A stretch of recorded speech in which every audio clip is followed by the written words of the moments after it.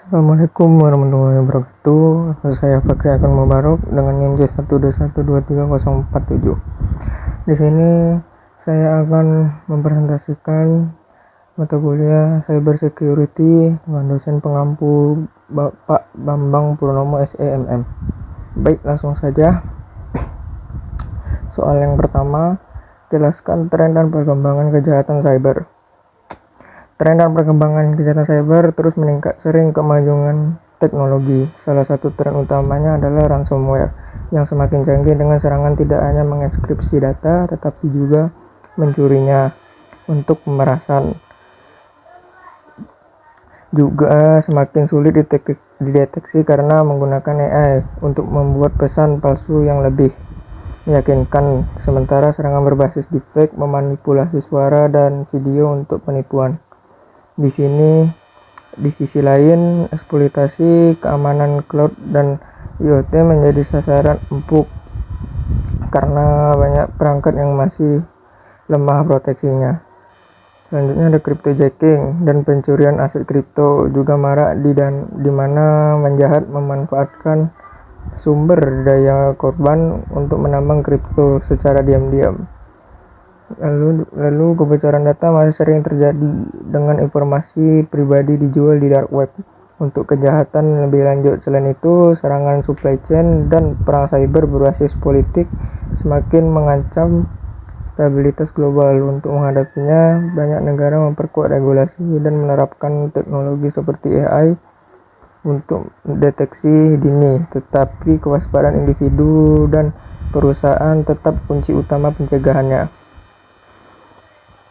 Selanjutnya soal nomor 2, jelaskan upaya pencegahan penanggulangan kejahatan cyber. Upaya pencegahan dan penanggulangan kejahatan cyber memerlukan pendekatan proaktif dan kolaboratif di tingkat individu. Penting untuk meningkatkan kesadaran keamanan cyber dengan menggunakan password yang kuat, mengaktifkan multifaktor autentikasi, serta menghindari mengklik tautan atau lampiran mencurigakan. Perusahaan perlu menerapkan firewall atau encryption dan sistem deteksi intrusi serta melakukan pelatihan rutin untuk karyawan tentang ancaman seperti phishing dan ransomware. Pemerintah berperan dengan memperkuat regulasi seperti UU PDP di Indonesia dan membentuk tim respon cepat insiden cyber. Kerjasama internasional juga krusial untuk melacak pelaku lintas negara dan memerangi cybercrime terorganisir.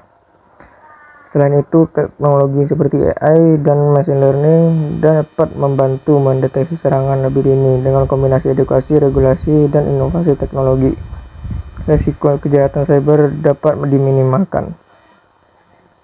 Selanjutnya, soal nomor 3, yaitu sebutkan dan jelaskan dampak kejahatan cyber. Dampak kejahatan cyber bersifat multidimensi dan dapat merugikan individu, bisnis, hingga negara. Secara finansial, serangan seperti ransomware atau penipuan online dapat menyebabkan kerugian miliaran rupiah bagi korporasi maupun perorangan. Pada tingkat bisnis, kebocoran data mengancam reputasi perusahaan dan kepercayaan pelanggan.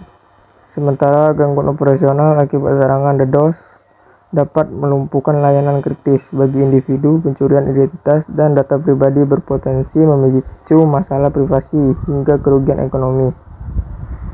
Di tingkat nasional, kejahatan cyber seperti serangan pada infrastruktur vital, listrik atau kesehatan, atau campur tangan pemilu dapat mengancam stabilitas keamanan negara. Selain itu, dampak psikologis seperti stres dan ketakutan juga kerap muncul pada korban cybercrime. Secara global, kejahatan cyber yang terorganisir bahkan dapat memicu ketegangan geopolitik dan menjadikannya ancaman serius di era digital. Baik, sampai situ saja presentasi saya. Bila ada salah kata mohon dimaafkan. Saya akhiri dengan wassalamualaikum warahmatullahi wabarakatuh.